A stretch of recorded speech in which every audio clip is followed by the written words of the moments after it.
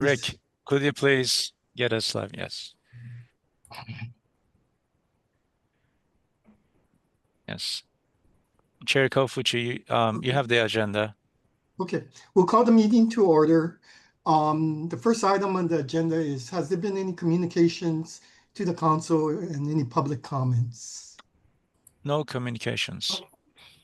Why don't we give it about just almost short of a minute to see if there's anyone that want to comment or raise their hand? Yes, participants are filing in. If anybody has any comments, please do use the webinar chat function. Thank you.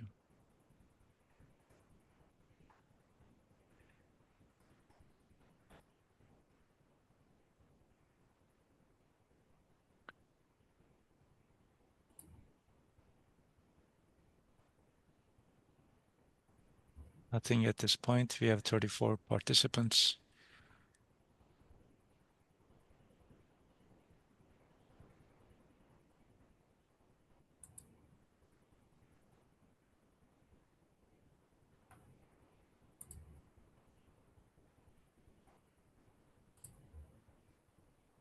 No comments have been received. Okay. We've received no communications or no comments to date, so we're going to move to the next item on the agenda, which is the minutes of the meeting on July 31st. Vice Chair, would you like to take this? I unfortunately missed the meeting, the meeting on July 31st. Certainly. Are there any, well, I call for a motion to accept the minutes. I'll move acceptance. I'll second. Okay. Are there any additions or corrections to these minutes? Okay. All in favor? Well, I guess usually we go through the list of people. Yeah, I'm going to abstain because I wasn't at the meeting. But Vice Chair, you want me to take the vote? Yeah, yes, please. Okay, Vice Chair. Aye. Dr. Bonham. I'm going to abstain because I haven't reviewed the minutes. Okay. Trying to figure out. Councilmember Hayashi. Aye. Councilmember Ostergaard. Claim. Aye. Councilmember Hamasu. Aye. Councilmember Bennett. Aye. Okay. So the vote is 5 to approve and 2 abstain.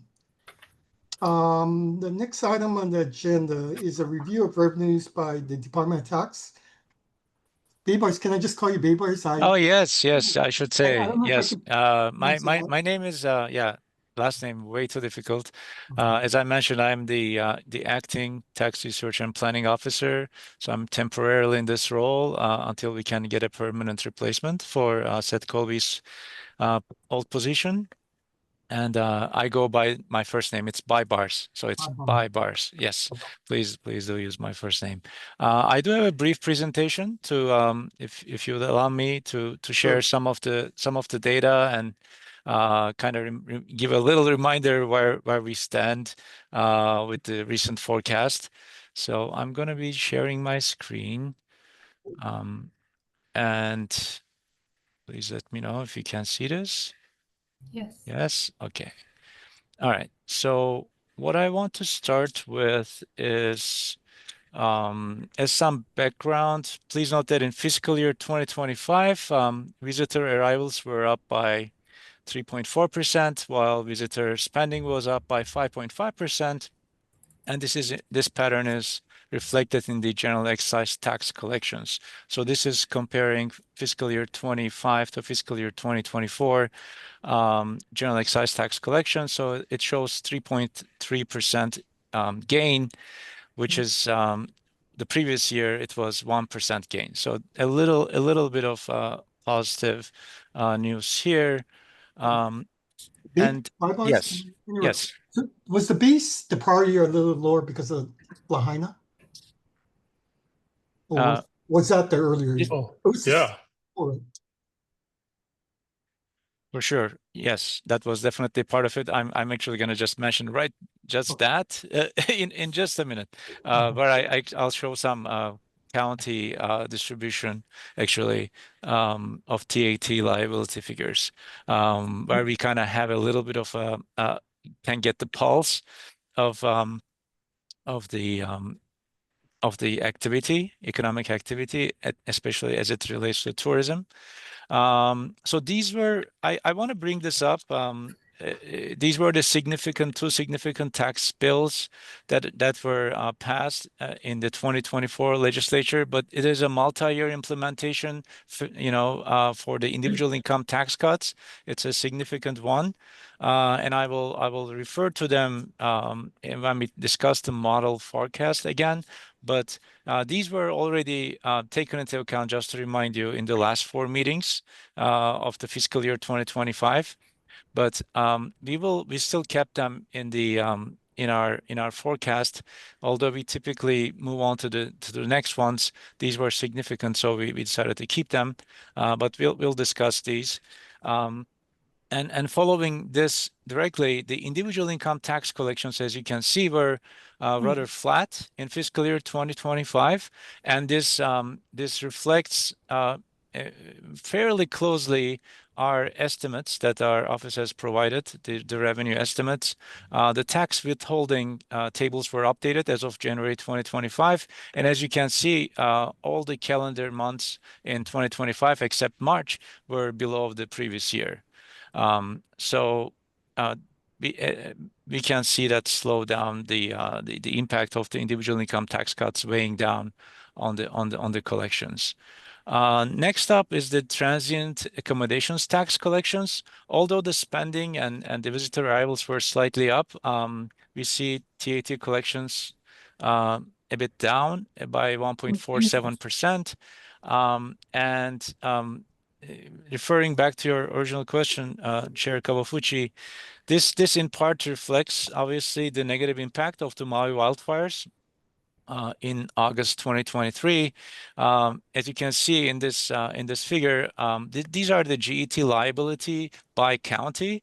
So the second one over here, the dotted dark blue regions are Maui County, and their TAT liability was down by 22% as of fiscal year 2024, actually, if you look at their overall share as a share of all TAT collections, Maui's share has shrunk by about 7 percentage points. Again, in large part due to the effect of the negative adverse effect of the Maui wildfires. Now, in terms of corporate income tax collections, these were significantly down about 17%, and it is in line with the national trends as I've been watching what's happening nationwide. The inflation adjusted corporate income tax returns across all the US states was about 4.8%, but this is in real terms, adjusted for inflation. And the median US state declined 7.3% in real terms. So this reflects the national trends. And overall, the general fund was up by 4.24%. These are based on the final collections figures, and our final collections and distribution reports were recently posted. And just to put this in context, the core estimate in their May 2025 meeting was 4.4% for fiscal year 2025. So it's fairly close to what the actual general fund growth has been. As Ms. Bennett pointed out, this largely reflects the one-off boost in the estate tax collections in September 2024 in the amount of 315 million. But otherwise, the council pretty much expected otherwise a flat growth rate for general fund.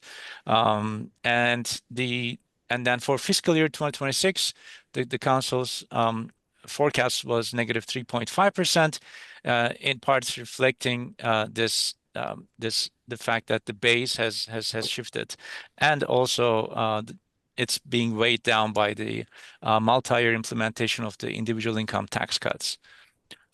So coming to this year, so we have two new major tax legislation. The first one is actually kind of closing a loophole.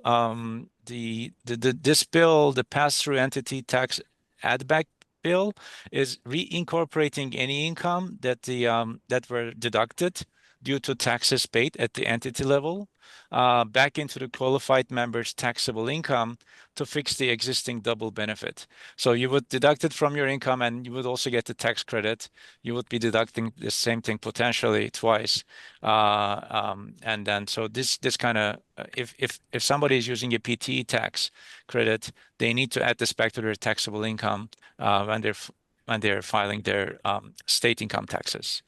The second one is we have the green fee or the climate impact fee. So there's an increase in the TAT by about 0.75%. So it goes from 10 to 5 to 11%, and a new implementation of TAT on gross proceeds from cruise fares. So this is something new. So combining these two, our office's estimate is about 120 million increase in general fund in terms of its impact. To sum up, I do apologize that for a bit last minute changes and everything, but so the current forecast from the May meeting is putting fiscal year 26 at negative 3.5 and 1% after 1.5 in fiscal year 2028. The model is a bit more optimistic. This is the mean model forecast. But except for fiscal year 2026, it's the rate is negative 4.7%. I just want to basically end here, but just as promised, I want to bring your attention to table 6A. I know we've talked about this before. The council estimates below the line, that is after all the tax adjustments, all the tax law adjustments are taken into account, and they were already considered in the prior meetings. But I just want to put it in context that if you look at above the line, those would be the ones that you see. This is table 6AA. The below the line is the figure at the bottom. This is what the model forecasts. And if there were no tax adjustments, then these would be a bit more positive, as you can see up. I'm going to conclude here and pass the floor. I think, Scott, you have a question. Yeah, so Babar's in looking at that table that you just showed, the 6A. Yes. The inheritance tax and estate tax line stays relatively high. So Yes. it's showing the $405 million into 2026 and Right. continues on. So it continues to grow from there. But is that realistic, knowing that it was a one-time hit of 315 million last year? Excuse me, could you show the chart? I am actually hesitant to show that. Okay, I will. The reason is the line items are Those are the tax department's yes, calculations based on the right. council's below the line forecast or above the line forecast. And so they're not council forecasts. They're not. So what the council is forecasting is a general fund growth rate, and then based on that, what TRP does is that we line item projections are generated by our office to be consistent with the council's forecast. So it's really just a take that disaggregation of the headline forecast, right? As a general rule, it's probably not a good idea to dig too deep into into those numbers.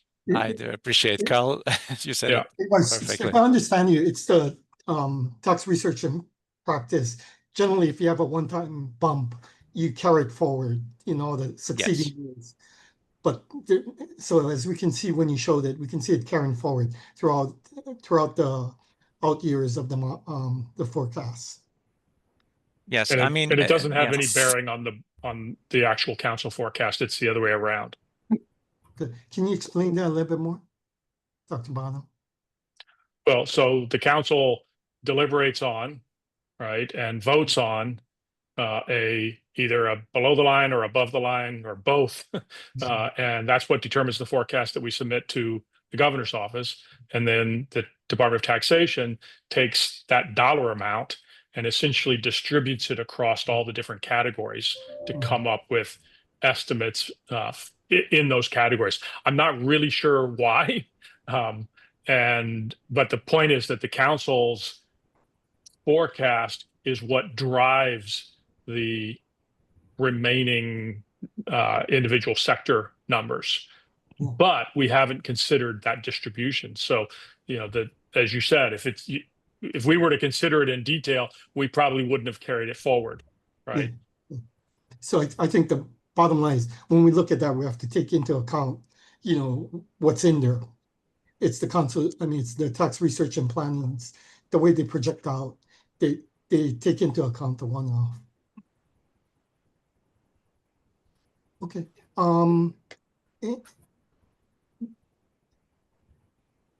Bebars, is there anything else going on that might affect the revenue? Because I know there was some bills affecting the collection statute of limitation. So does the department expect, more enhanced enforcement to maybe generate more, because now it's kind of clear that the collection statute is going to be in place. Nothing of note that should be the one thing that maybe let me show you the about TAT collections that you might find interesting.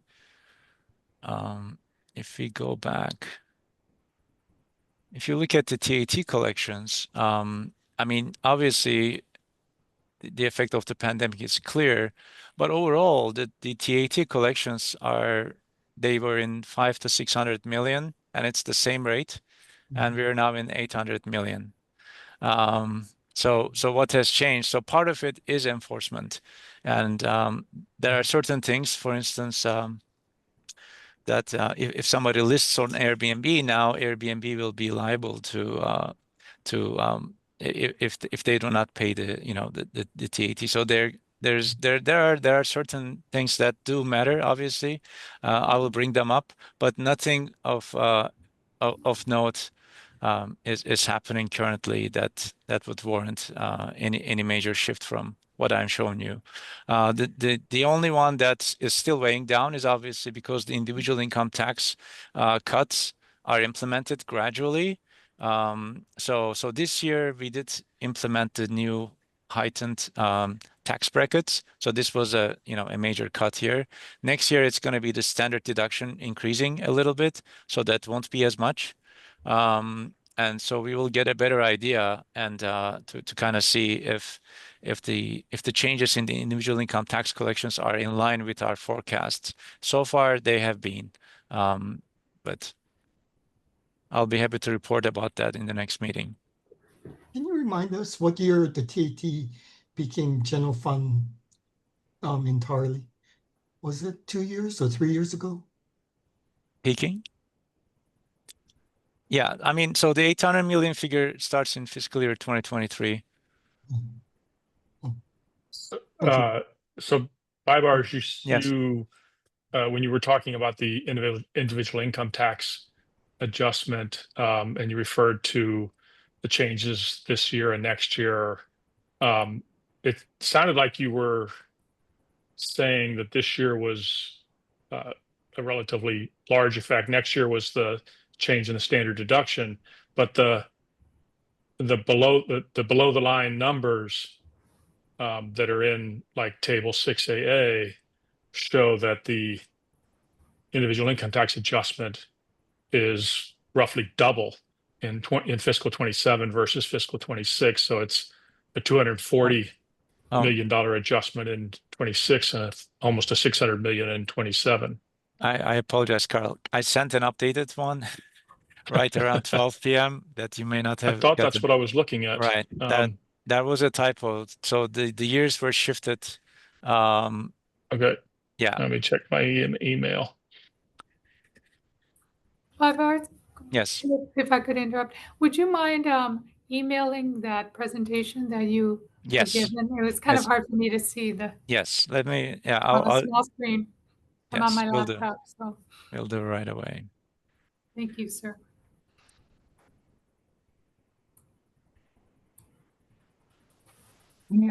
Any further questions of buy bars?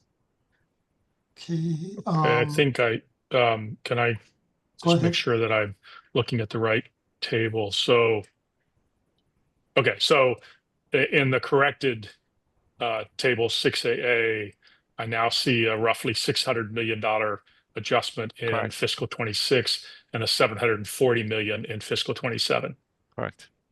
Okay, so the increment is smaller, but of course it's cumulative. Yes. Yeah, okay. Thank you. Yes. My pleasure. So buy bars, did you actually cover the next two items? Revenues and legislation? Yes, I did. I did combine both of them. Okay. Oh, Yeah. thank you. I just Yes, wanted my to- pleasure. Okay, so we've covered items 4 and 5, the review of revenues and recent legislation. So the next item is number 6, discussion and vote on the general fund tax revenue for the current fiscal year 2026. And we're 2 months into the year, right? 2 months. Do we have a monthly estimate? Oh, it's too early. Or August of this year. So we don't have August, but all the council members do get our preliminary numbers. So they were in line with, again, our estimates, the individual income tax being slightly lower. So that was reflected in July numbers. I know this meeting is very early. So we had negative 3% general fund growth based on the preliminary in July. Okay. Okay, thank you. Yeah, my pleasure. Bye, Boris. Okay. Dr. Bonham, you want to start us off? Sure. So I guess thinking really sort of broadly about the economic situation, we're working on our forecast update for the third quarter release, and I guess I would say that the U.S. economy is sort of looking increasingly scary.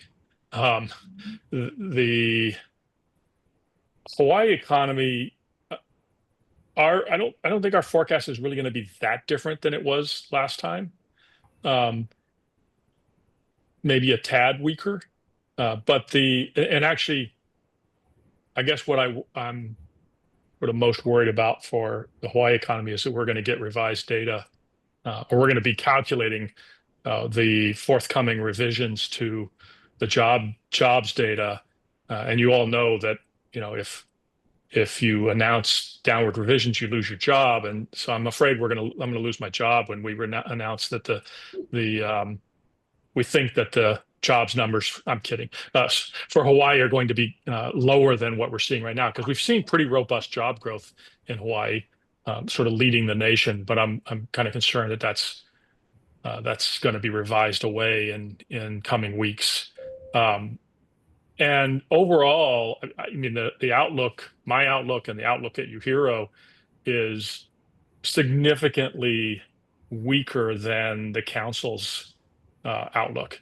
And so if I look at table 3, I always like to look at what's going into the models, the council's mean forecast, and looking at the growth rates for fiscal 26, the total personal income growth rate in real dollars in the council's mean is about twice what ours is, or what mine is, I should say. It's not a UHERO forecast, but it's based on UHERO forecasts. So my forecast right now is less than 1% for real personal income growth. And yet my forecast for construction, as always, is higher. It's about 50% higher. It's over 6%. And the place where we differ the most is that I have a negative forecast for visitor arrivals and a negative forecast for visitor spending. And we've started to see that show up in, the summer was pretty really pretty weak. And this is mostly a forecast based on the view that the U.S. economy is weakening pretty quickly, and that our major international markets are being hurt by U.S. policy. And it won't surprise me at all if Canada and Japan are in recession now and going forward. And so we have a visitor forecast that's low single-digit decline for this fiscal year, and same thing for visitor spending. So I guess my gut is that the council's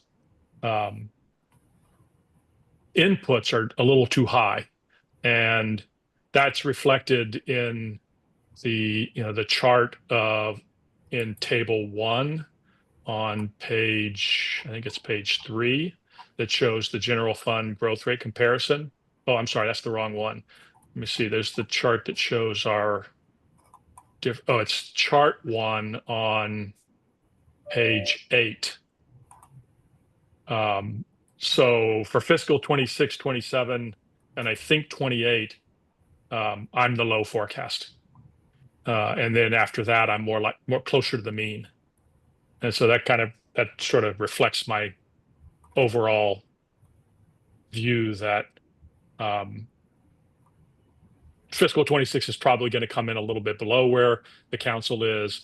And fiscal 27, I'm mostly concerned with the fact that, it's possible that we'll get a bounce back in fiscal 27 particularly if we actually have a sharper downturn. But in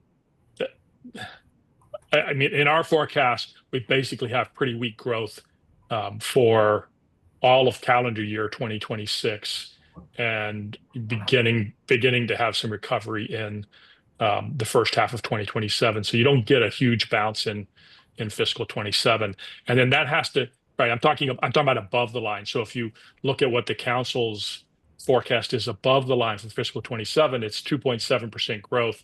I'm talking about table 6AA. But then you've got to yank out, I think it's 7, probably looking at the wrong table. I'd have to update it with let's see, 6AA. I think it's 3% maybe that year. Oh, I was looking at my forecast. Sorry. Yeah, but you've got to, so the council mean, this is consistent with what I was saying before, my forecast is lower than the council mean. The council mean gets 4.1% above the line, and then you take out 817 million with some of the income tax adjustment. Well, my forecast was only 2.7%. So, when you take out that 800 million, you get to a number that's 0 or negative. So I would be inclined to have a little bit lower forecast in fiscal 26 and fiscal 27. And then I think the out years look pretty reasonable. And now I'll shut up. Carl, can I ask you what your inflation numbers look like? Yeah, because we've had to adjust those downward. You may remember we talked a lot about this, and partly because, and this is kind of interesting, Hawaii's inflation is below the U.S. average now, and that's kind of a new phenomenon, at least over the last couple of years, right? In 2024 and in 2024, Hawaii's inflation led the country. I actually think that was problematic data, but and if you look at the shelter component in the Honolulu CPI, it's really quite weak, and that's probably a sign of weakness in the economy. It could also, in part, be reflecting the weakness in the property markets, right? Particularly in the condo market, where values are stagnant to down, and there is a connection between, obviously, between what places sell for and what they rent for. It's kind of a long run connection, and so anyway, if you look at, I think core CPI for Honolulu in the latest data was about 2.5, whereas for the U.S. it was closer to 3.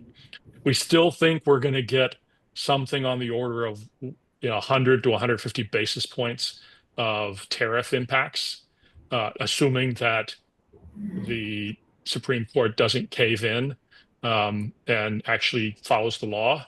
I'm sorry. Either way, I mean, who knows what the heck's going to happen? But if the tariffs were to remain in place, we think we'll get 100 to 150 basis points of extra inflation. If they go away, we'll get them back because Congress can easily pass legislation to put all these crazy tariffs into place, and there are many other legal avenues that just take a little bit longer for them to be put back into place. So uncertainty reigns. I think I never told you what my inflation forecast was.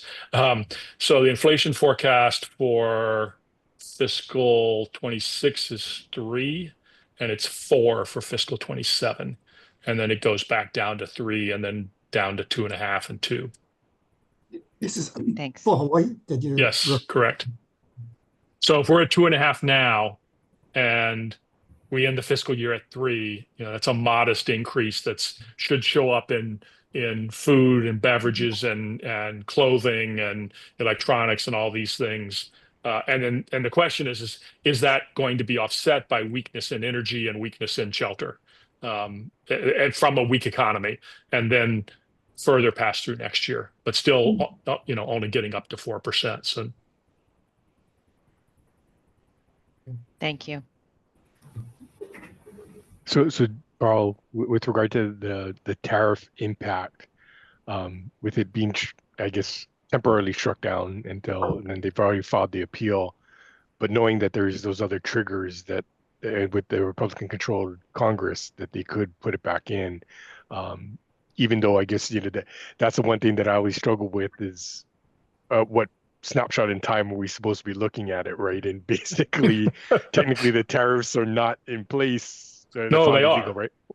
They are that's currently in place, right, okay. Until October 1. That's true. And so I think it's possible that they could go away for a week or two, because I think the Trump administration asked for the Supreme Court to hear this in early November, and so it's basically we're talking about total chaos. Yeah.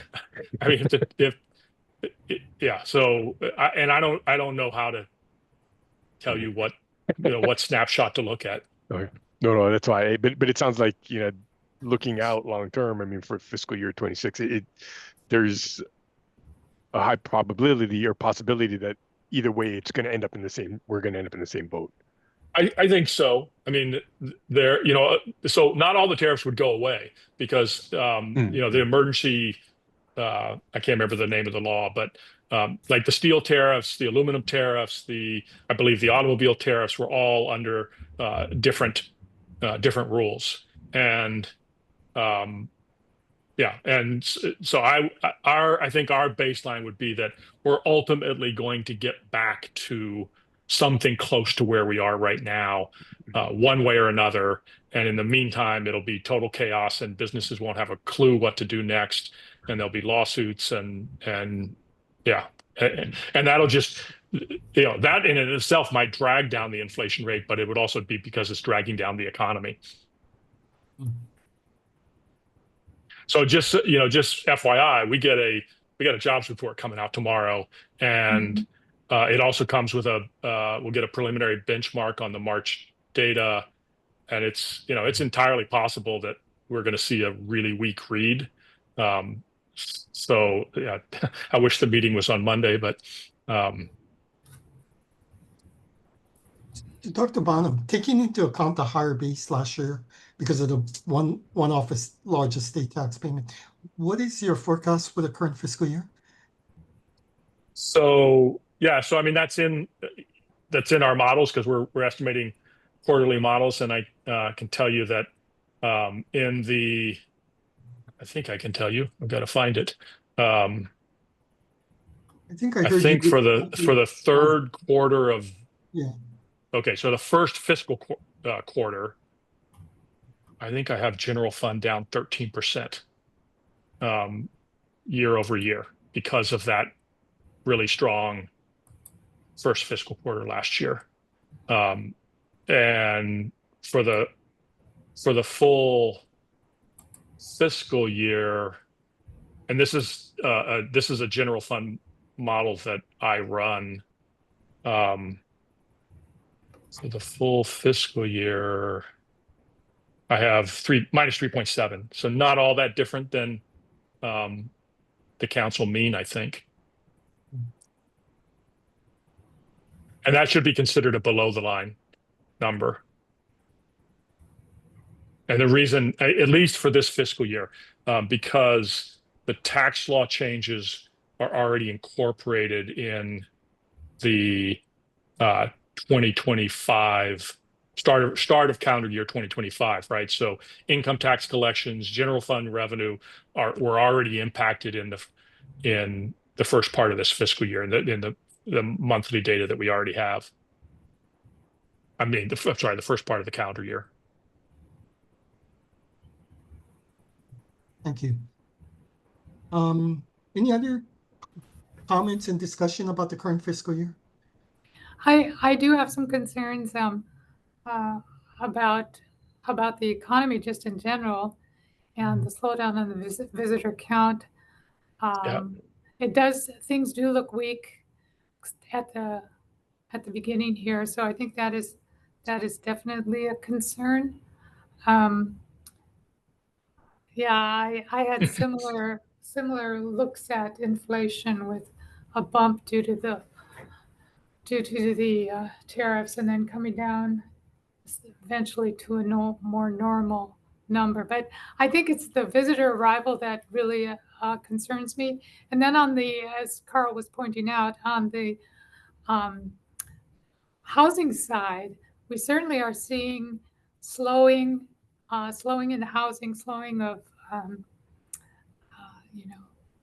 days of inventory and all sorts of other measurements where more of a buyer's market, which is maybe not a bad thing for those who are buying, but for the economy, it's overall, right? Because you don't have these transactions, you don't have the realtors making money, you don't have the renovations going on. So it's definite, and that's true nationwide, right? I mean, really, you could argue that housing is in a recession nationally. Yeah. Now, values have been holding up relatively, within 5% or so, at least at the median. But the slowdown in the housing market and the slowdown in the visitor market is really cause for pause here. Yeah. Christy, Marjorie, just curious, what are your thoughts on interest rate cuts? I mean, the Fed obviously signals that they're going to have one, but, with the potential stacking of the Fed, is it possible that they're going to cut even deeper? And I guess I'm just curious to know what your thoughts are on that. I think on the just from what the futures market is projecting, as Carl was saying, what the numbers look like tomorrow will really have a big impact on that expectation on the 17th. What will happen? Right now, the markets are saying 25 basis points, like 96% chance, which is a pretty good chance. With more cuts to come, maybe coming down to Fed funds rate instead of 4.5, closer to 3.25 over a year or so, year or two. So I think if the economy is slowing, that it makes perfect sense to lower the rates. I don't think anybody should be fired because numbers don't look good, but there's certainly problems with the labor force calculations and the huge revisions that we're seeing. And I think actually if they knew what the numbers were before the last FOMC meeting, there might have been a cut back then. So I think it's due. Whether it'll actually happen, I'm not sure, of course. But I'll just quickly pull up that number. So, those revisions, this is actually what you should expect at turning points. Yeah, exactly. And those revisions they really are completely normal. I mean, they were a little bit large, but we have had larger, and the media hasn't really reported it very well. And one of the things that's changed is that in the early release, right, in the first release, the response rates are lower than they used to be. And so the revisions are going to be larger. And if you look at the final response rate, they really haven't gone down very much. And so I think you can have pretty decent faith in the numbers in their final incarnation, but you've got to expect them to be a little noisier than usual. And one, I think, important thing is that even if the hack, I probably shouldn't use that word, but the person who was appointed to Moran, I mean, this guy is not anywhere close to qualified to be on the Federal Reserve Board, and but you put him on there, and so let's say that you get a 50 basis points cut, and it might be warranted, right?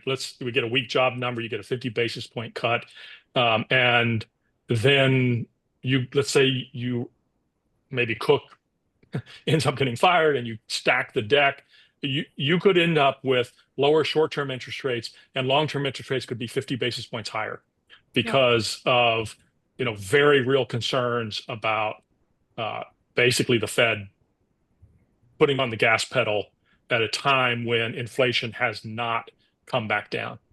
Mm-hmm. So it's a real dicey situation. And you point to something I think really interesting.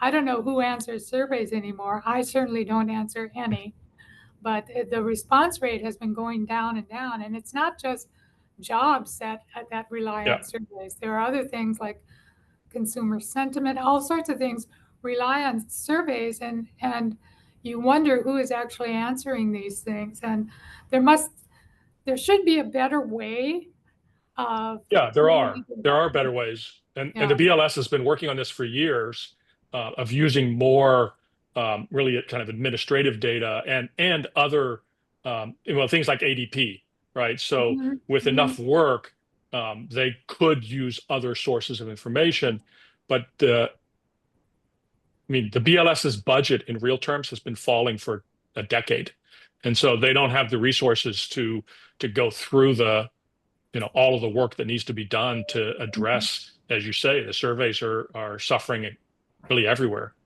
Right. Yeah. It's not just the labor statistics. Yeah. Other places. CPI too, right? Yeah. I mean, we know that in some cities they're not even collecting CPI data anymore. And to your point about housing, such a huge part of the CPI is housing, and there's some how you come to that component is. That's actually an area where they are using other data, right? They are actually using market data on real-time transactions. So we actually get the like owner's equivalent rent component earlier. We actually get it more frequently than the headline CPI in Hawaii now for Honolulu, because they're using other source data instead of just the survey work. I want to say that what we're working with is very similar to what Christy is describing. The expectation, Scott, of 25 basis points cut coming soon.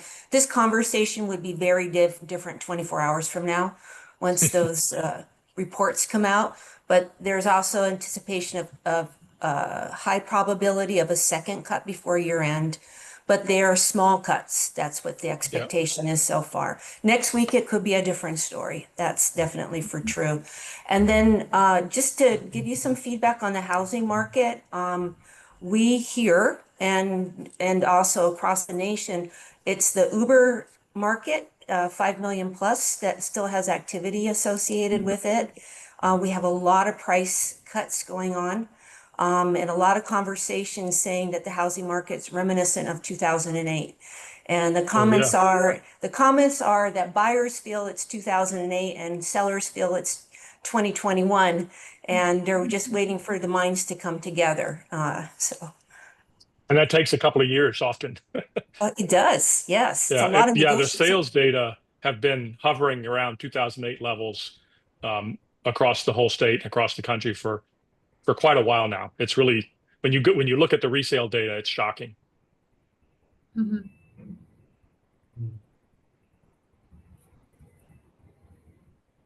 there is a window of opportunity that if the you know, I don't know that it's not the insurance commission, but there's an agency that's supposed to be dealing with insurance for condos, and they're making progress, and they're expecting to be I think issuing insurance, and if that if that problem gets worked out, that will contribute to some increased sales. Whether it will stabilize prices, I don't know. Yeah, and for the most part, the market has kind of figured out the insurance side. So the number of uninsured condos is actually falling. Yeah. But one of the things that's happened is that while they're not uninsured anymore, their maintenance fees have jumped. Yes. It's very expensive. Yeah.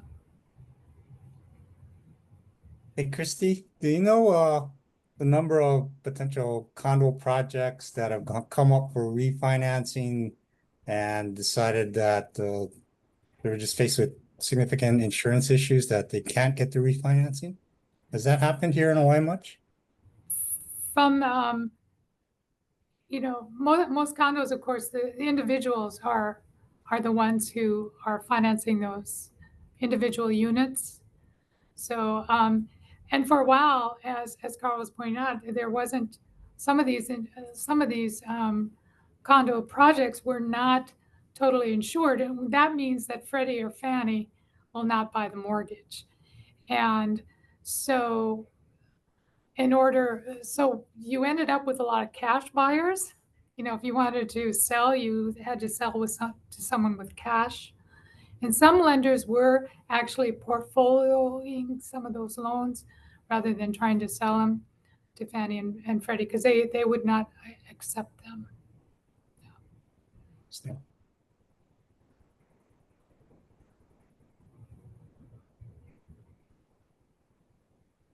Dr. Bonham, do you have, how is the construction industry? Looks like the growth numbers have gone down from, Well, they've gone down because they're there's no in more. the stratosphere. I mean, the job numbers. Actually, I failed to go back and look at what the contracting tax base looks like right now, but I know that the construction job count bounced in the first part of this year even further, and yeah, so the growth rates have to come down.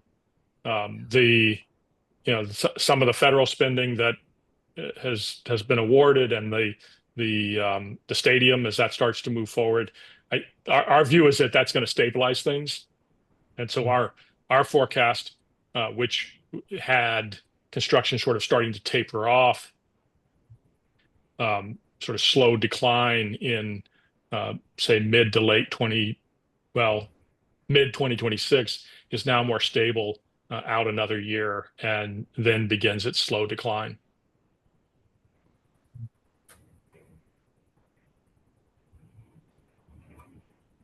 So BIBARS is, so table 6AA, I want to make sure I'm looking at the right workbook. I'm seeing above the line 1.1%, below the line minus 4.7. Is that right? Just to be sure. Yes, that's the one. Okay. I have below the line negative 4.8%. Is that your workbook, or is that the That's table council? 6AA for the current fiscal year. That And that 1%. that should be your own forecast, Okay. individualized forecast. This is 6AA. It's not the council. It's just mine. Look at the So name of the file. the workbook is a separate file, and then that uses the input, the mean forecast of all the Okay. council members, and then if there's I an see. individual 6AA, that would reflect your own Okay. forecast figures. Yeah, thank you. So, Carl, do you have a number that you want to propose?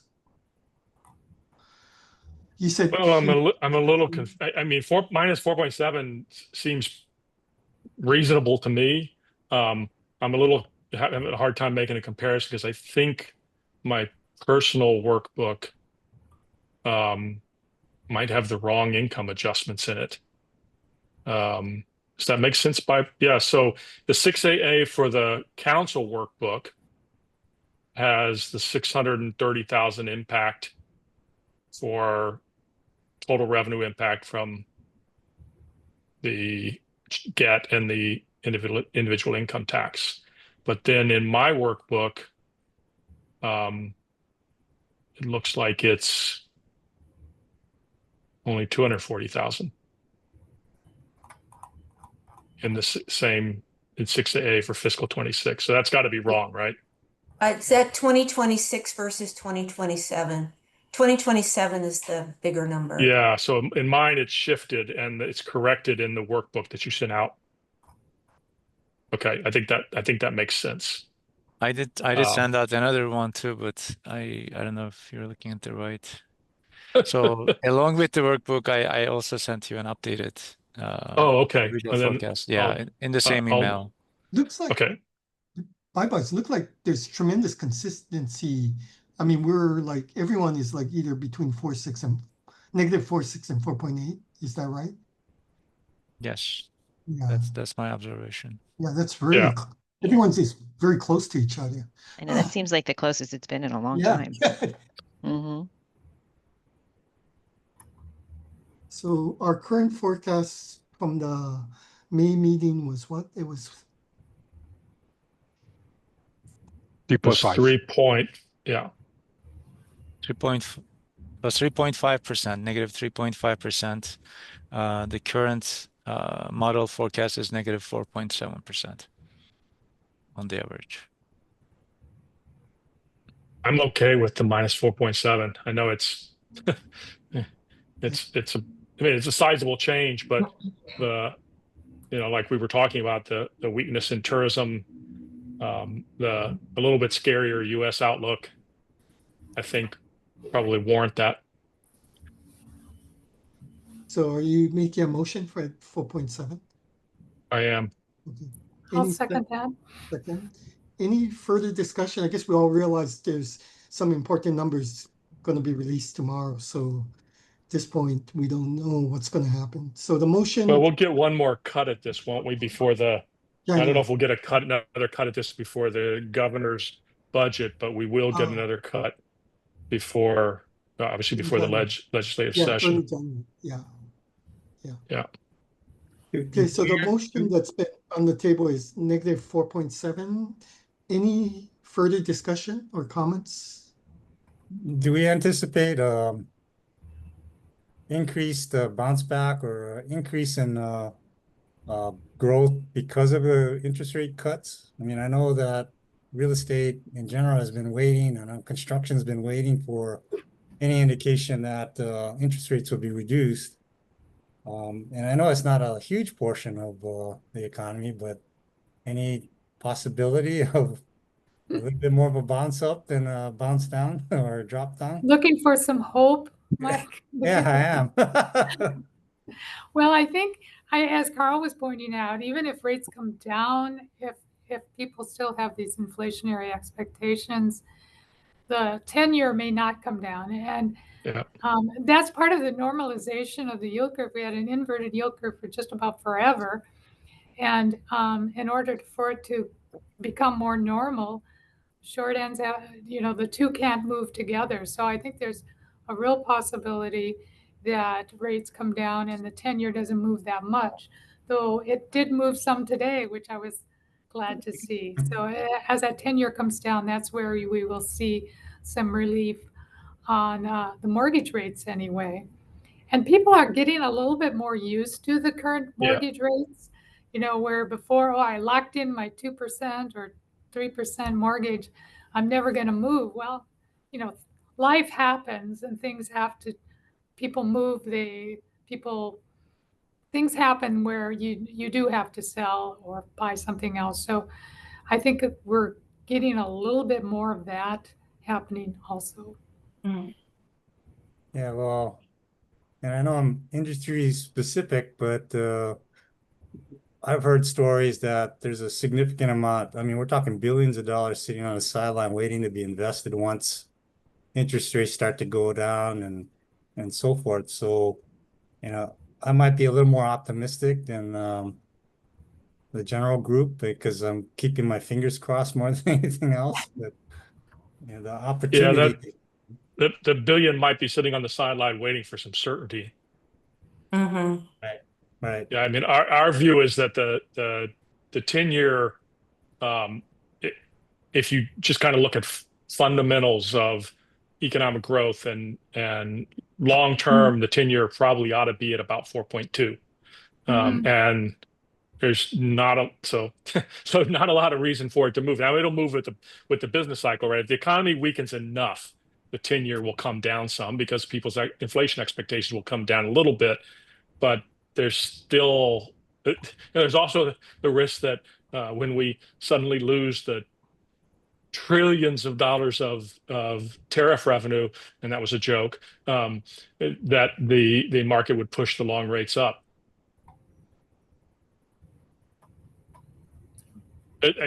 Who knows? There's a lot of uncertainty. There is hope.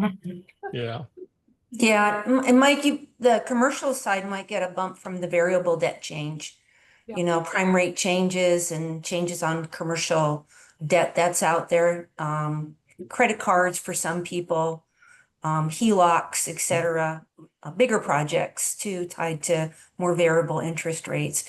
But you also have the lead time on projects, right? So, and permits don't come overnight, unfortunately. Especially here in Hawaii. Yeah. Yeah. I'm very comfortable with the minus 4.7. My forecast is minus 4.6. So I'm right in there. Yeah, I was just looking for a little bit of optimism, but I didn't hear anything. So I'll agree with the negative 4.7. Any further discussion on the current fiscal year motion at negative 4.7? Okay. Vice Chair Maynard, Hi. Dr. Bonham, Aye. Councilmember Hayashi, Aye. Councilmember Asghar Clem, Aye. Councilmember Hamasu, Aye. Councilmember Bennett. Aye. The vote carries unanimously, 6-0, well, 7-0, I'm sorry, at negative 4.7 general fund growth rate for fiscal year 2026. Okay, next item in the agenda is the next fiscal year. Anyone want to lead us off?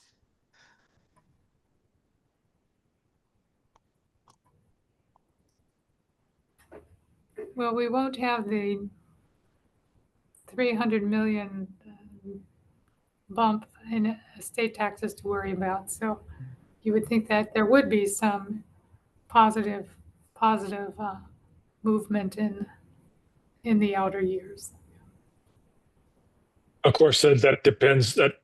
That's a technical reason why you could get a bump, and then the question in my mind is what's going on with the economy, and Right. with the council mean forecast above the line is 4.1, and my forecast above the line is 2.3. So I'm quite a bit more pessimistic.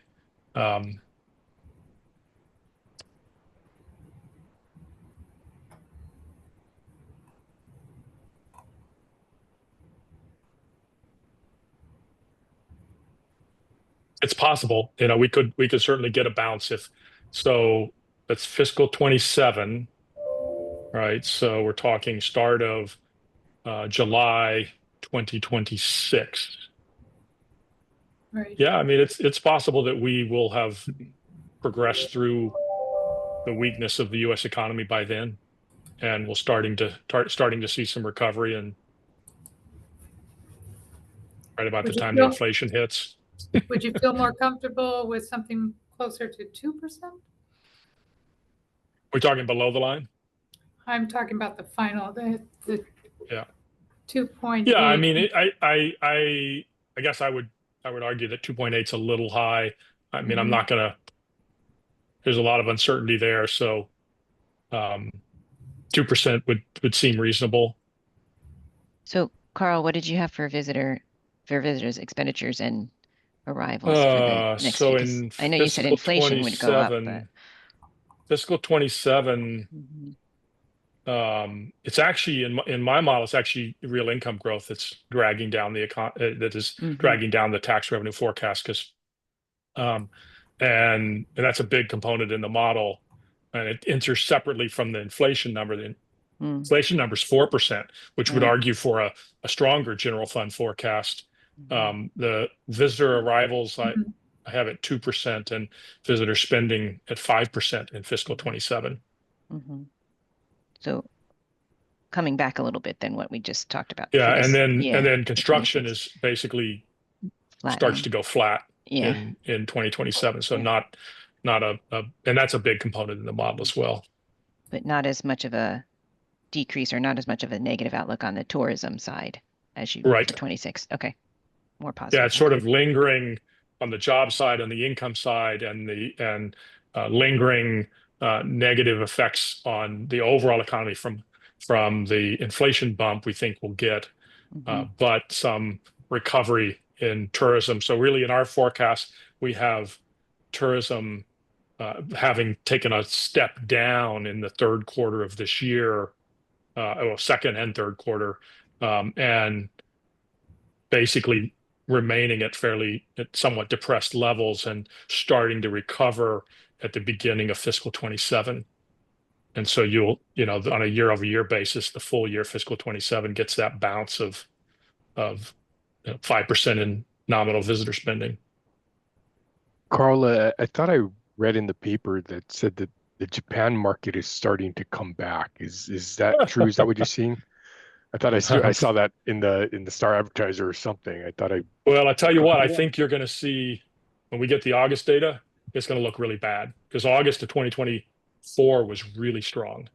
And so, I've heard this multiple times. I've had hoteliers tell me this. And I'm sorry, I don't buy it.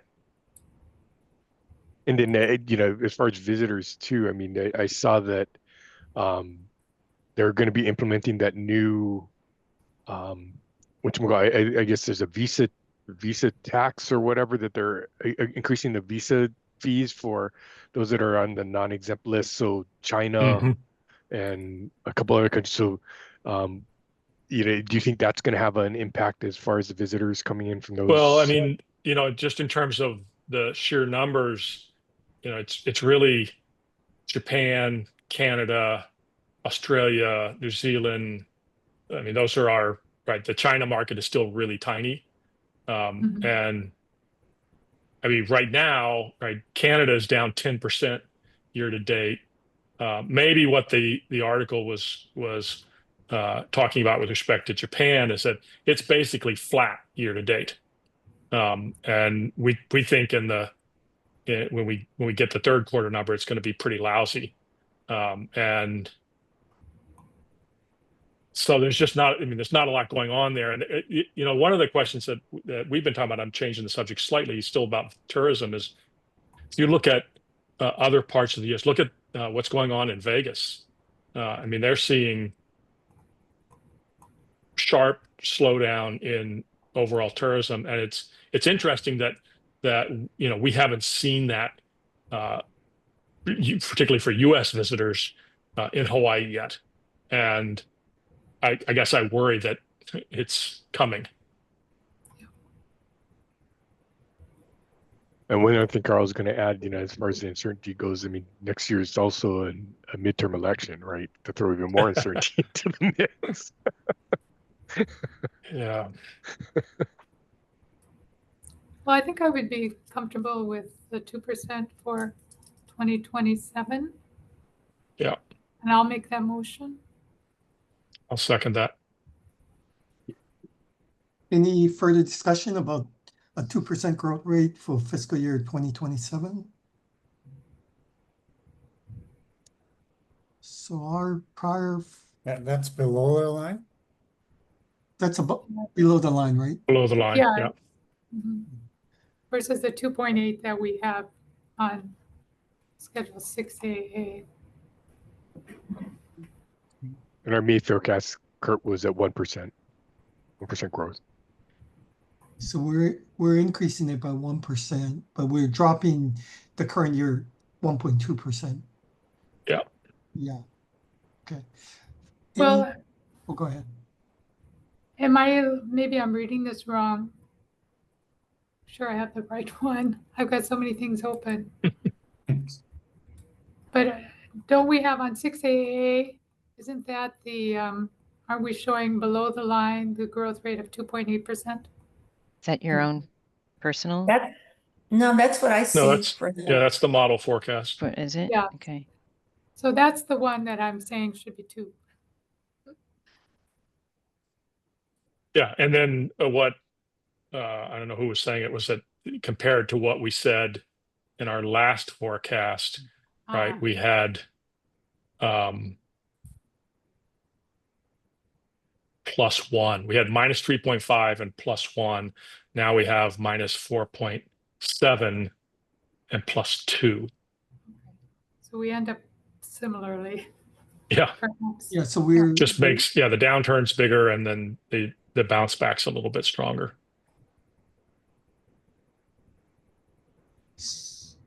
Any further discussion at 2% for fiscal year 2027?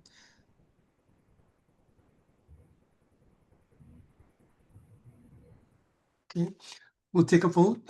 Vice Chair Maynard? Vice Chair Maynard? Aye. Okay. Dr. Bonham? Aye. Councilmember Hayashi? Aye. Councilmember Ostergaard Clem? Aye. Councilmember Hamasu? Aye. Councilmember Bennett? Aye. Okay, so the vote is unanimous. For fiscal year 2027, the below the line growth rate will be 2% versus our previous forecast at 1%. Okay. Next item on the agenda is the next 5 out years after fiscal 2027.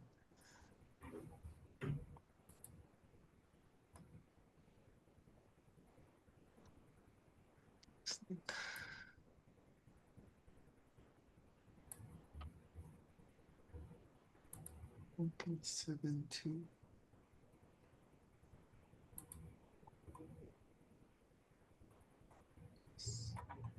Anyone want to start off our discussion?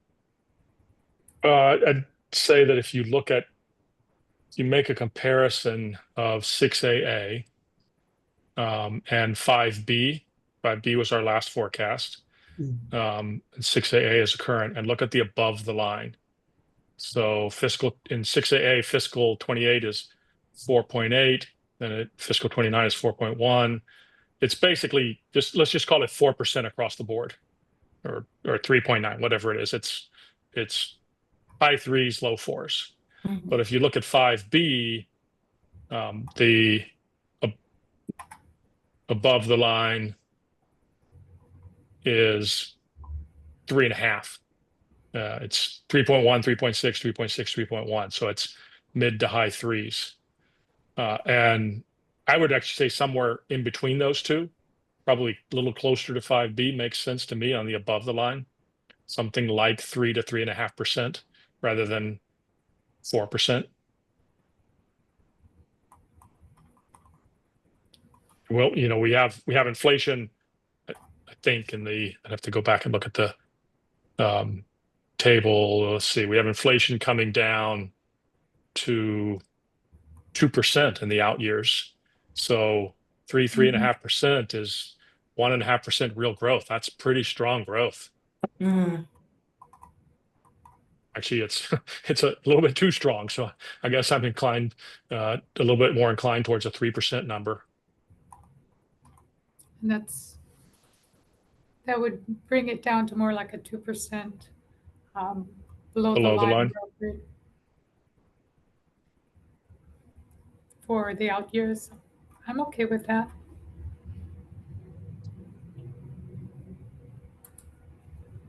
Not that 2% is not a lot. I mean, we had 1.5 3% growth in fiscal 2028, but 2.6 in fiscal 29. So it's not that much Well, difference. that's below the line. So are you talking about 5B or 6A? I was talking about below the line. Then you're talking about 5B. That's our old forecast. Yeah. Oh, maybe you're not. Yeah. No. I was looking at what our prior forecast was. Yeah, 5B. Below the 5B, line. we're at 1.5. Yeah.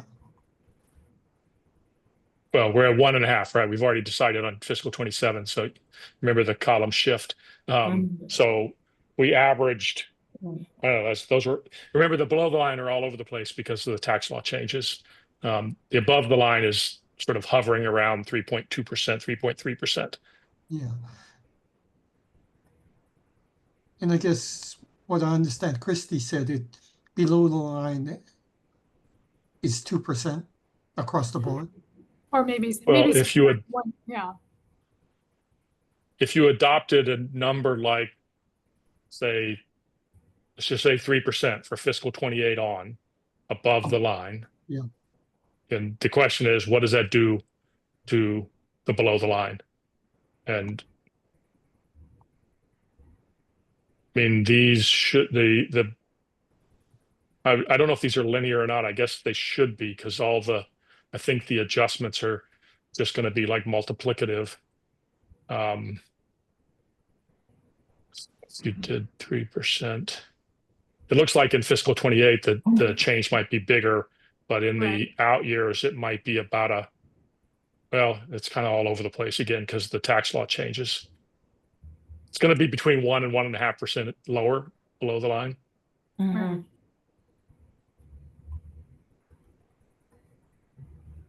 But the point is, right now in our 6A, in table 6AA, the below the line numbers are higher than they were in our last forecast, and I don't really see any reason why they should be. Bars, is it possible to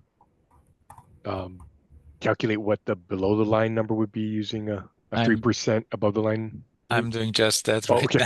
now. Thank you, I'm trying yes, my pleasure.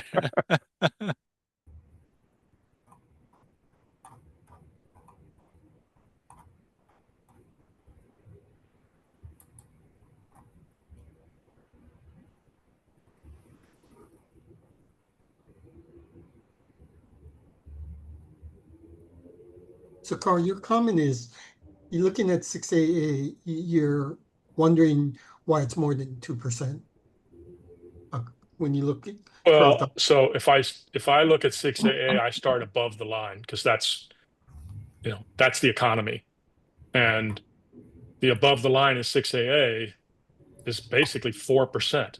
Yeah, I see that. That's 2% real growth. That's crazy high. Well, what do you think it should be? Try 1%. Real I mean, growth. you look at the Real council's growth. forecast for, so the reason we're getting this is that the council's forecast for real income is 2%, which I think is crazy high, but that's we can disagree about that if.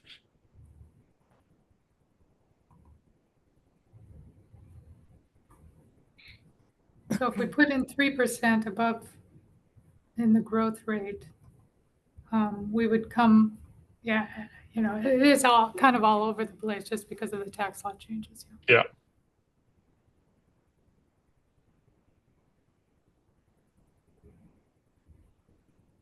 It would be like 1.7.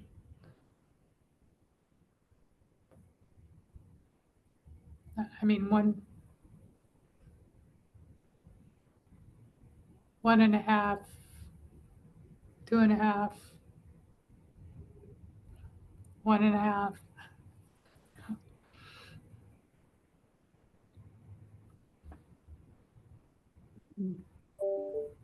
So we're not anticipating any kind of bounce back then?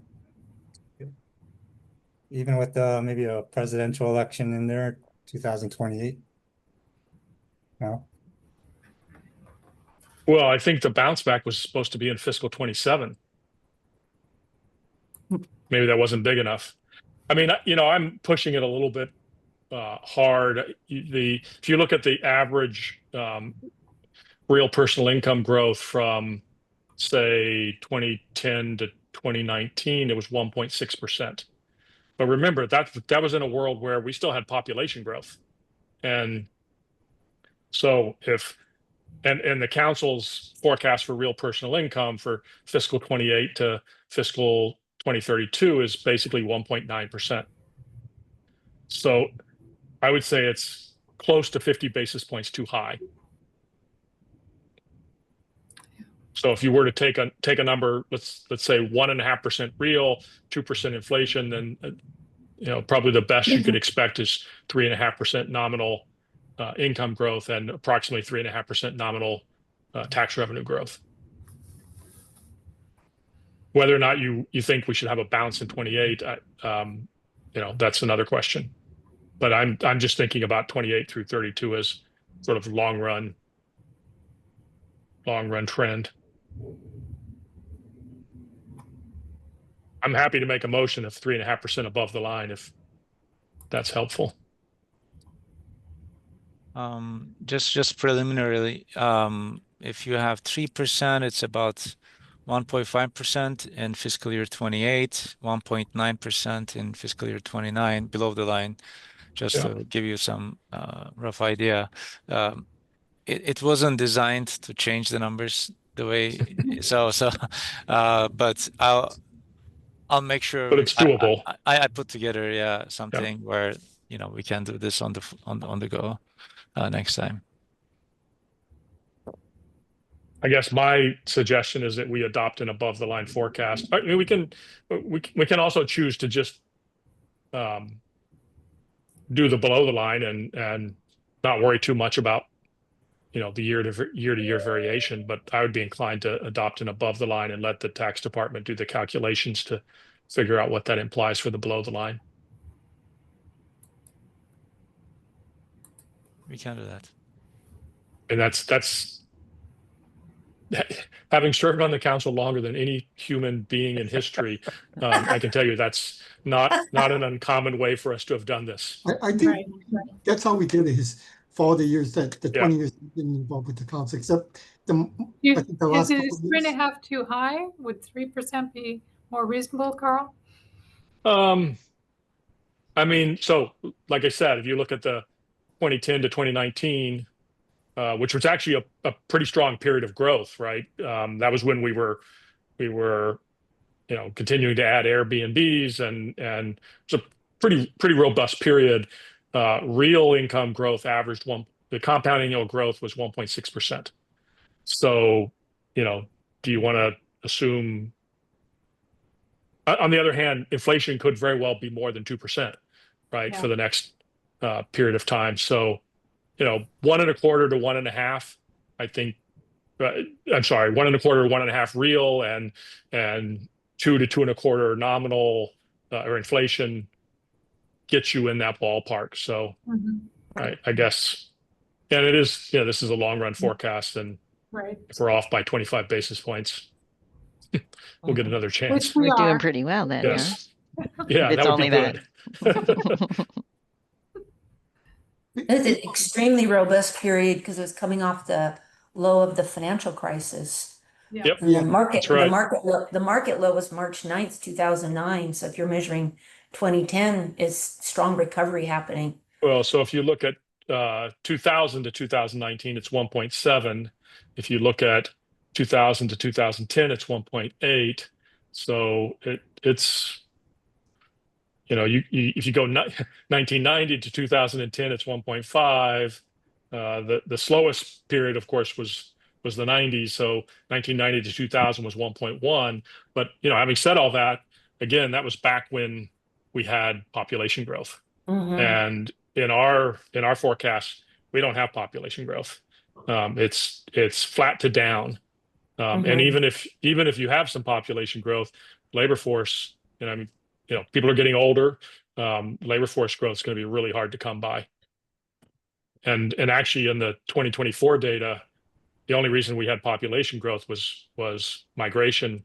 The way the census added to our population from migration, and that's obviously going away. It won't. I mean, when we get the new numbers on population for 25 and 26, it's pretty hard to imagine anything but flat to down. Beepers, what would the number be for 28 and 29 if we did 3.5% above the line? I did the dirty check, so it was more like 2%, Close to 2. 1.5%, 1.9%. So yeah, I need to rearrange my calculations, but it's between 1.5, 1.9% below the line. I'd be okay with So that. that's very similar to what we had in 5B. Yeah. In our previous forecast, it was fiscal year 28 was 1.5, fiscal 29 was 2.6. So Yeah, it's kind of what you. Yeah, that's what I had mentioned earlier. Yeah. It's kind of in line, pretty close to what we estimated previously. Yeah, and there's nothing that's really, I don't think you could argue too strongly that we have more information that would make us think that the out years would be any different than our last forecast. Unless I don't know, maybe you could come up with something. I think the uncertainty has remained kind of consistent. It doesn't seem to be like there's any one particular driver that made us change our minds this time. Yeah, I can't see any things, stand out. Did I make a motion? I forgot. I'll make a motion of 3.5% above the line for fiscal 28 to infinity and beyond.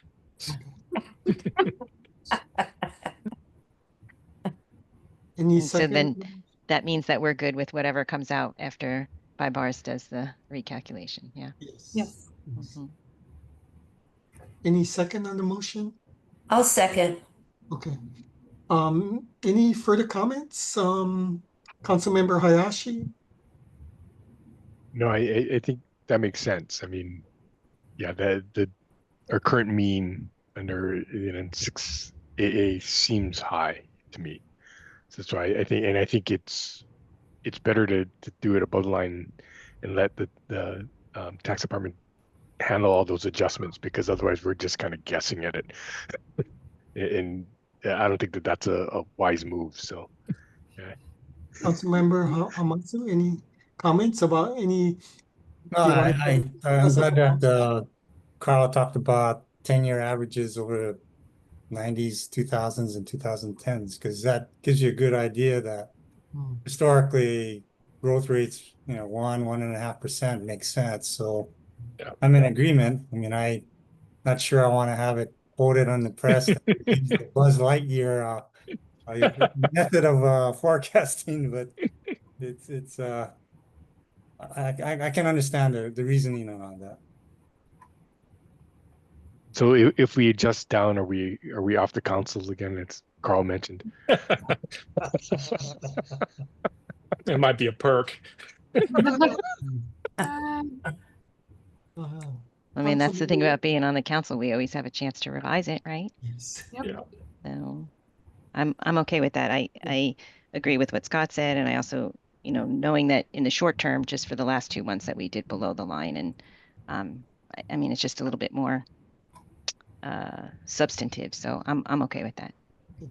Councilmember Bennett, any comments? No, I like it being above the line. Then we can focus on the economy as opposed,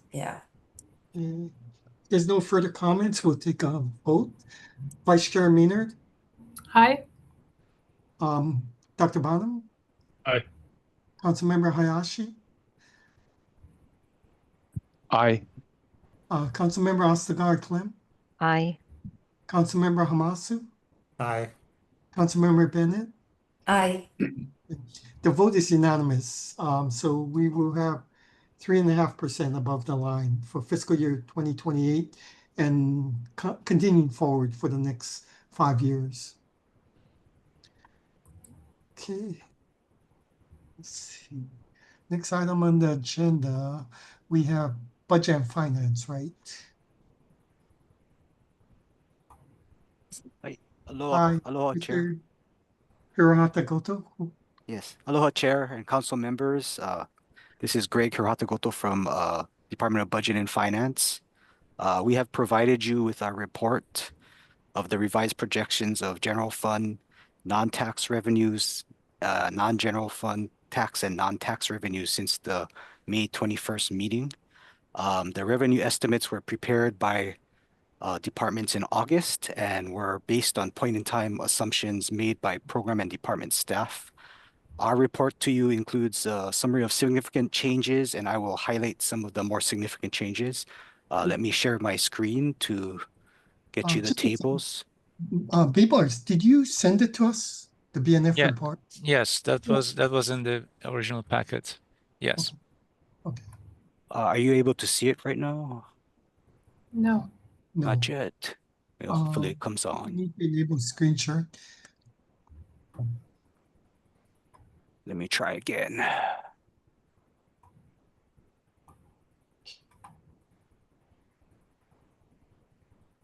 Okay, are you able to see it now? Now you're sharing your screen. There you Yes. go. Yes. Okay, sorry, there's a little lag going on, I guess.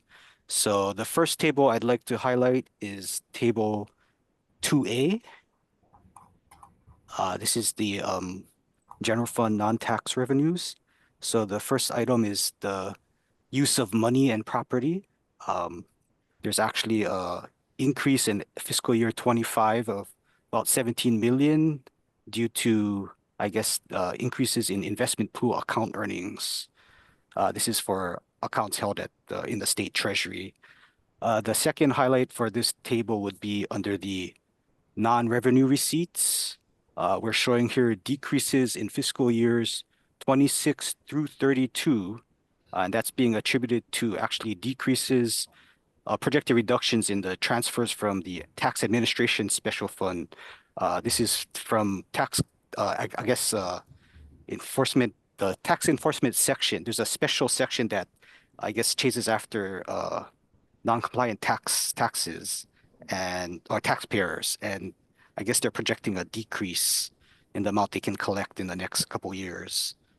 For the next table 3A, the thing I'd like to highlight is the transfer of general excise tax. So this is actually funds that get transferred to the mass transit special fund. And the reason why they're being changed is because the amounts that get transferred are based on, I guess, the council's forecast. So in May, you guys actually down forecasted I guess, the general excise tax collection. So there's going to be less available to the mass transit special fund. And those were going down. They vary from FY26, it goes down 16.5, 22.1 million, minus 26.5, minus 31.8, minus 36.3, and finally in FY32, actually the transfer is actually going to sunset because that's when they had planned for the rail transfers to end. So that's why there's a large decrease in fiscal year 2032. The next table is table 4A, which is the special revenue funds, special non-tax revenue funds. The line I like to highlight is the charges for current services. In the others category, there are net decreases in fiscal years 26 through 32, and those are due to, actually, this is actually a net increase due to additional funding due to I guess the Hawaii Health Systems Corporation.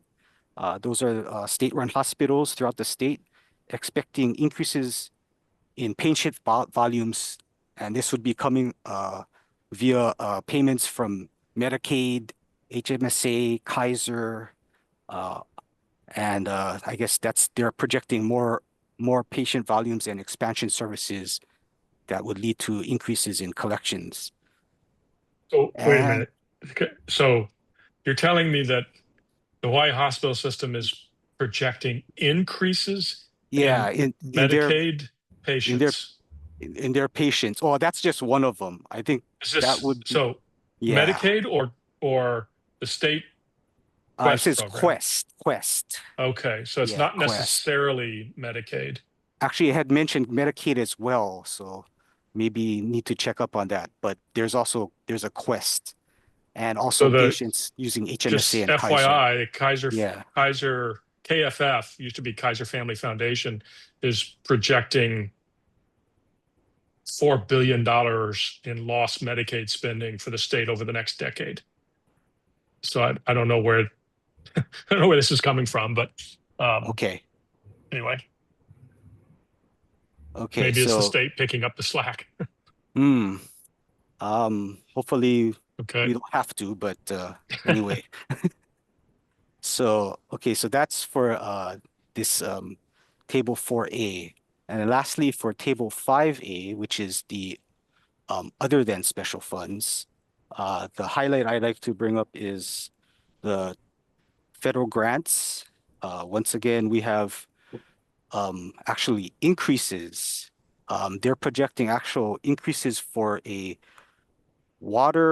safe drinking water capitalization Mhm. grant. And then I guess these are used to give out loans for, I guess, the counties to, I guess, work on infrastructure. And then in this case, it would be for, I guess, wastewater infrastructure that they are planning to um, get additional funds for. Um,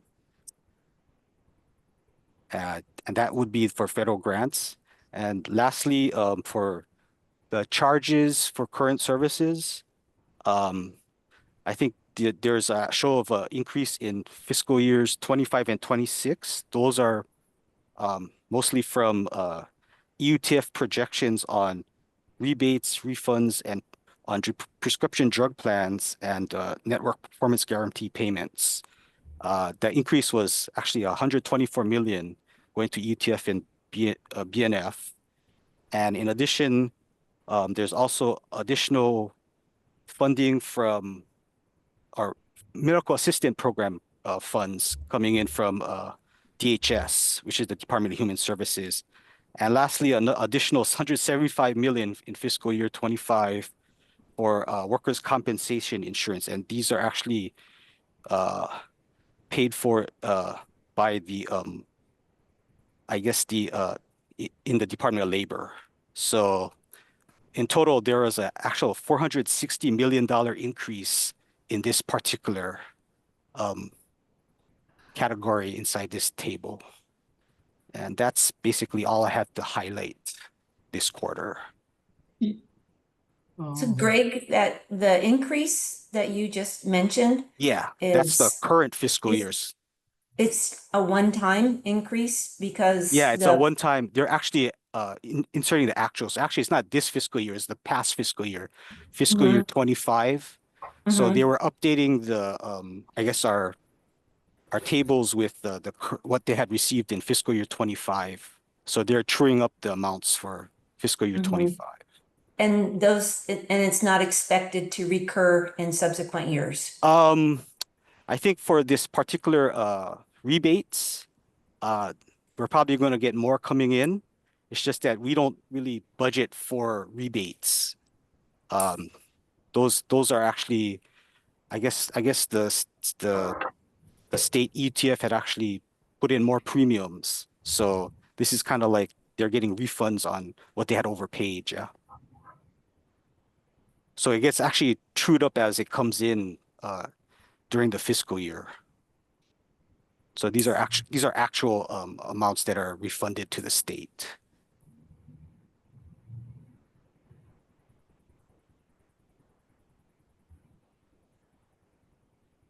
And could you just briefly touch on the revenue transfer, the increase in 26? Oh, and 26. So actually, since we've entered fiscal year 26, those are actually from June through, I guess, August. So they had actually collected that amount in rebates and uh, I guess the refunds from the insurance carriers. Thank you. Dr. Bonham, I want to turn back to your comment about you're saying your information for the charges for current services is kind of contrary to what is shown on this chart. I mean, I can't tell you what is actually being shown in the chart. The explanation sounded like it was increased funding that would cover the expenses of Medicaid patients. But the tax law changes that went into effect with the one big ugly bill are expected to reduce the number of people on Medicaid by making it harder for Medicaid recipients to qualify. And the source of information that I rely on for understanding what those changes might mean is, it used to be called the Kaiser Family Foundation, and they do this for all the states in the country and the nation. And it's now kff.org, and their estimates for Hawaii over a decade would imply a loss of about 400 million a year. That it's a difficult thing to estimate. There's also the big bill also included money for rural hospitals, and it's possible there was, I can't remember the number, but I think I don't remember the exact number, but basically there was a large chunk of money set aside at every single state could get an equal share by explaining how they were going to use the money to bolster rural health care. And so maybe that's where this money's coming from. But we haven't won. We haven't. I don't think we've applied for it yet. So that would seem a little odd. But it's just a question mark. It seemed odd. Yeah, my understanding of the tax bill was there is on the federal level savings. They are making it, like you said, making it harder to get Medicaid. Yeah. So actually, this was not just Medicaid. This was actually because they said they were going to increase their patient volume. So I'm not sure, but HHSC does cover those rural hospitals as well. It's the ones on neighbor islands. The OBBB is a $50 billion rural health transformation fund. Right. It's paid over 5 years. Half of it is equally divided amongst the 50 states, which is a big boon for us. That's great news. And then the other 50% is distributed based on rural population, number of facilities, hospitals, treating disproportionately low-income patients. So that might be part of what's in their forecast. Yeah, so there's 500 million that it's not guaranteed. We still have to apply for it by the end of the year, and so that absolutely it would make sense that it would make some sense that they would be planning for it, even if 50 billion, even if it's not 100% guaranteed. Wasn't Hawaii roughly historically about 0.5% of the country's GDP? I don't understand what that. I think the rule of thumb I've always used is Hawaii is about 0.5%. So if it's 50 billion, it would be. But it's 50. But there's 25 billion in that will be distributed equally amongst the states. Okay, so it doesn't matter how big our economy is. It's not. My understanding is it's literally everybody gets an equal amount. So take the 25 billion, divide by 50, and you get your 500 million per state. So that might offset the Medicaid then. Yeah. That's I think it was Regina who was talking. That's the positive in the bill for us. Okay. Mr. Yes. Yeah, Mr. Hirata, are you able to confirm that that's what went into the computation? We can follow up with the HHSC on how they came up with these additional. But I think at our high level, there's a plausible explanation, despite the reduction in Medicaid, that there may be an offset with that rural health fund. Okay. Well, so actually the other thing is that the state can also request an extension of when the changes to the work requirements for Medicaid go into effect. So they're in the base bill, they're supposed to go into effect, I believe, the end of next year. But we can make the case that we're working hard to, get all of our ducks in a row so that we can manage this transition. And I think we can get an extension. And so if you get an extension and then you also get this 500 million, you can end up ahead of things, and then you can cross your fingers that we'll have new policymakers in DC and things will change for the better. Do you know what our Medicaid percentage is versus the rest of the country? I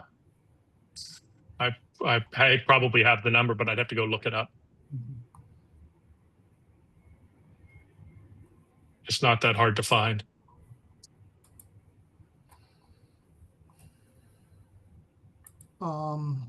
Any further discussion about the report by Budget and Finance?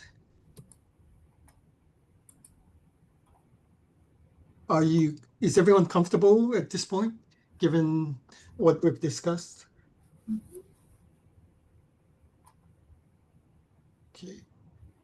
Okay. Is there any motion to approve the report by Budget and Finance?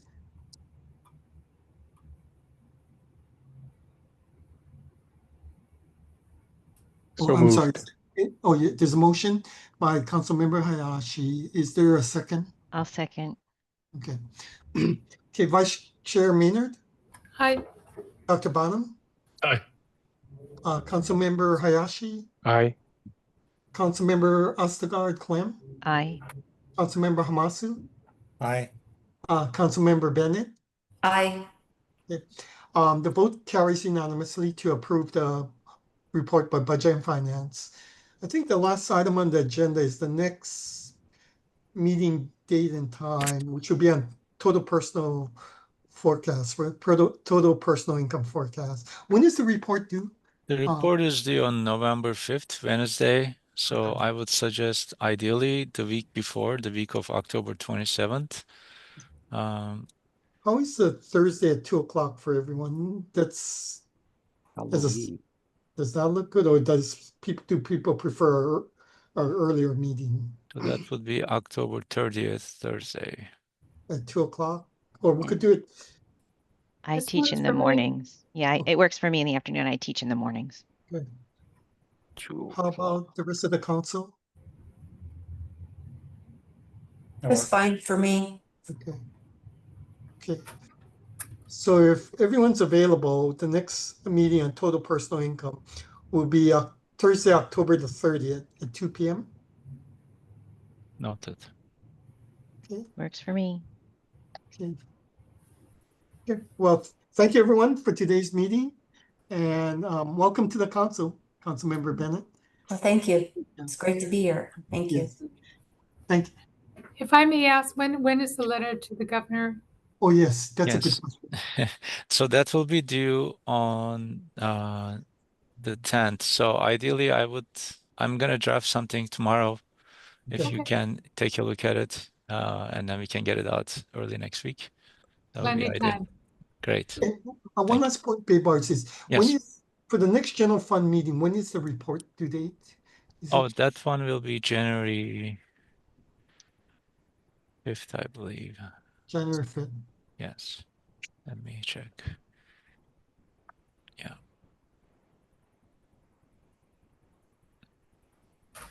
It'd be good if it was like January 10th, I'm sorry. January 10th, okay. January 10th. So we will have some, yeah. And that'll be before the start of the session. Yes. Okay. Okay. Thank you, everyone. The meeting is adjourned. Great, thank you. Thank Thanks, you. everybody. Okay. Bye. Bye. Aloha. Aloha. Bye. Bye. Good job, Bob Ars.